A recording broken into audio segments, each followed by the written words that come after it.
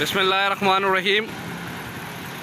आप देख रहे हैं मीडिया पॉइंट 07 और इस वक्त मैं मौजूद हूँ रोड़ी अलीवान की बकरा मवेशी मंडी में, जहाँ पर हुकूमत की जानिब से जानवरों में जल्दी बीमारी के बाद आयद पाबंदी के बावजूद बड़े पैमानों पर ख़रीदो फरोख्त जारी है।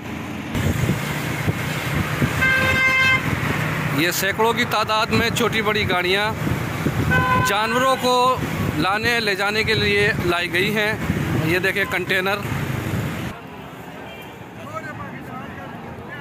ये मवेशी मंडी के अंदर कारोबार जारी है।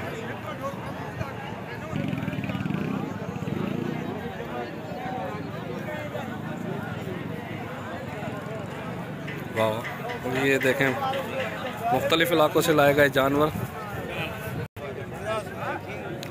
ये देखें खूबसूरत जानवर ये यहाँ पर मौजूद हैं मवेशी मंडी अलीवान के अंदर।